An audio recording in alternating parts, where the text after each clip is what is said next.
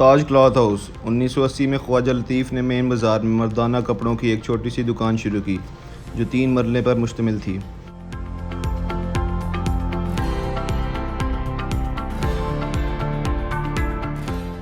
ان کے ساتھ ان کے دونوں بیٹے خواجہ اظہر اور طاہر جو کہ ابھی صرف 12 اور 13 سال کے تھے، اپنے والد کے ساتھ انہوں نے کام سیکھنا شروع کر دیا۔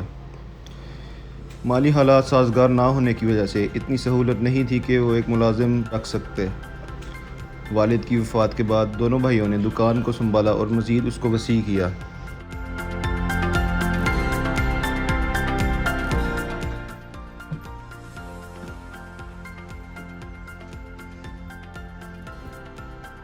دو 2003 میں خواجہ اظہر نے کینٹ میں ایک نئی دکان کھولی جس کا نام نیو تاج کلاتھ ہاؤس رکھا گیا۔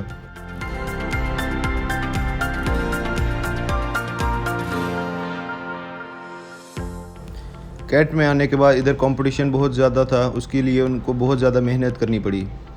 کینٹ میں آ کر انہوں نے شروع میں انسٹچ کپڑوں کا کام شروع کیا، جس میں مردوں، عورتوں اور بچوں کی ویرائٹی بھی شروع کی۔ اس کے ساتھ ساتھ مختلف برانڈز کے ساتھ کام شروع کیا، جس میں ماریا بی، پاشا، ثنا سفینس اور مختلف برانڈز شامل تھے۔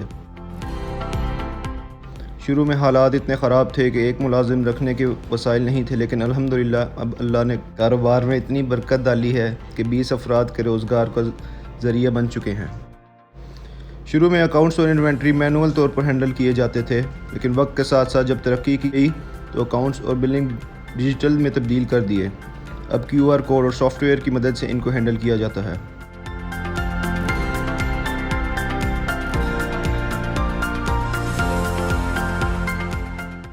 مارکیٹ اور کمپٹیشن کو دیکھتے ہوئے حال ہی میں انہوں نے ریڈی میڈ گارمنٹس کا کام بھی شروع کیا ہے، جس میں شلوار قمیض، ویسٹ کوٹ، شیروانی، جیکٹس، شرٹس، پینٹس اور مختلف ملبوسات شامل ہیں۔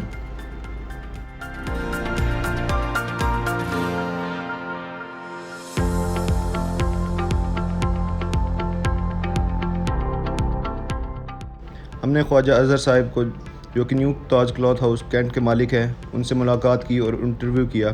آئے ان سے بات کرتے ہیں۔ سر آپ کا بہت بہت شکریہ، آپ نے مجھے اپنا قیمتی وقت دیا۔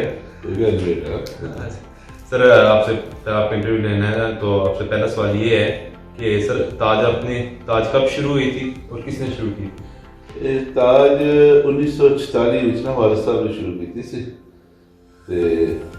اچھا جی، اور جب آپ نے تاج میں جب آپ نے اپنی سنبھالا، کرسی سنبھالی، تب مارکیٹ کی کنڈیشن کیا تھی؟ کلوتھنگ مارکیٹ میں کیا چل رہا تھا؟ بس ایک چھوٹا سا بزنس تھی۔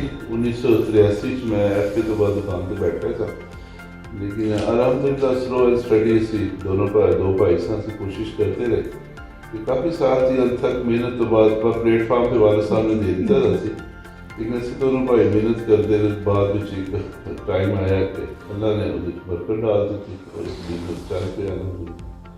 اچھا، اب ظاہر سی بات ہے کسی بھی کاروبار کو چلانے کے لیے اس میں محنت کرنی پڑتی ہے، تو جو کوئی مشکلات جو آئی ہو، آپ پہلے وقت میں آپ بیٹھے بیٹا ایک زندگی کی ابتدا کرنا سنا تو سب سے پہلے فوکس اللہ کی طرف کرنا چاہیے اور اپنی نیت کو ٹھیک کرنا چاہیے، پھر سارے راستے آٹومیٹک آسان ہو جائیں۔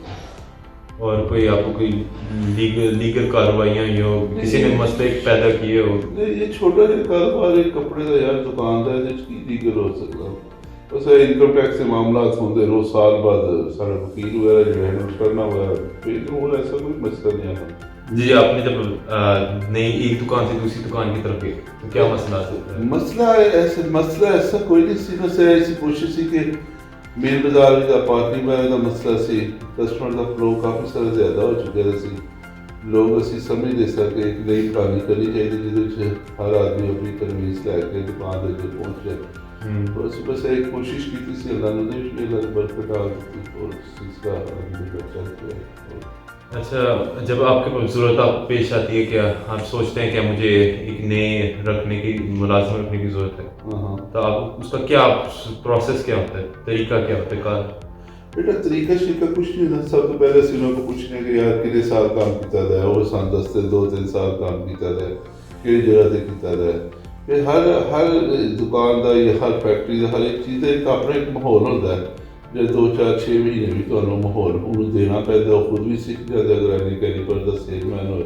ਔਰ ਸਿਲਸਿਲਾ ਚੱਲ ਜਾਂਦਾ, ਕੋਈ ਐਸੀ ਥੀਮ ਨਹੀਂ ਕਿ ਜਿਹਦੇ ਵਿੱਚ ਰਹਿ ਕੇ ਅਸੀਂ मतलब है कि वो ट्रेड कर दे तो ऑटोमेटिक ट्रेड हो जाते तो कोई मसला नहीं बनता। आपके में मतलब काफ़ी मैं देखा है आपकी दुकान पे काफ़ी मुलाजिम है, तो आप अगर इनमें कोई आपस में झगड़ा हो जाता है, मसला हो जाता है, तो आपके कैसे आप उनको करते हैं? मुलाजिम जो है ना इन्होंने से बेटा थीम सब की जैसी होती है, डिपेंड करता है कि कुर्सी उन्होंने की दे रही है, मालक उन्होंने की दे, तो थोड़ा इखलाक लालच वाला है ਉਹ ਅਗਰ ਆਪਣੇ ਸੇਲਮੈਨ ਨੂੰ ਟ੍ਰਾਂਸਫਰ ਕਰਦੇ ਤੇ ਉਹ ਹੀ ਥੀਮ ਉਹਨਾਂ ਦੀ ਚਲੀ ਜਾਏਗੀ। ਅਗਰ ਤੁਸੀਂ ਮੁਰੱਵਤ ਕਰਦੇ ਹੋ, ਸ਼ਫਕਤ ਕਰਦੇ ਹੋ, ਤੇ ਆਟੋਮੈਟਿਕ ਇਨਸਾਨੀ ਫਿਤਰਤ ਹੈ ਕਿ ਉਹ ਲੋਕ ਵੀ ਤੁਹਾਡੇ ਨਾਲ ਮੁਹੱਬਤ ਕਰਦੇ, ਸ਼ਫਕਤ ਕਰਦੇ। ਲੇਕਿਨ ਇਹ ਹੈ ਕਿ ਜਿਹੜਾ ਆਦਮੀ ਦੀ ਜ਼ਿੰਮੇਵਾਰੀ ਅੱਲਾਹ ਨੇ ਤੁਹਾਡੇ ਉੱਤੇ ਡਾਲ ਦਿੱਤੀ ਗਈ ਹੈ, ਉਹਦੇ ਨਾਲ ਤੁਸੀਂ ਸ਼ਫਕਤ ਹੀ ਕਰਨੀ ਚਾਹੀਦੀ ਹੈ, ਬਾਕੀ ਮਾਮਲਾ ਅੱਲਾਹ ਤੇ ਛੋੜ ਦੇਣੇ ਚਾਹੀਦੇ, ਉਹ ਬਿਹਤਰ ਕਰਵਾਉਣਾ, ਬਿਹਤਰ करने जी जी। और मुझे बस पूछना है आपसे कि जैसे कि कोरोना है, पूरी दुनिया ही रुक गई, तो इसके सिलसिले में आपकी भी दुकान कितने महीने बंद रही, आपने किस तरह संभाला? तकरीबन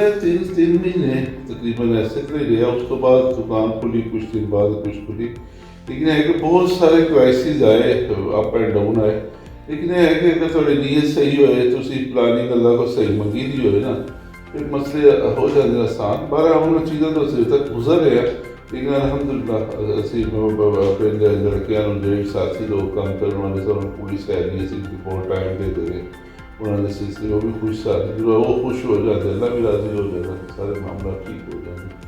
अच्छा, और आपका आखिरी सवाल ये है कि आगे बढ़ते हुए आपकी फ्यूचर प्लान क्या है?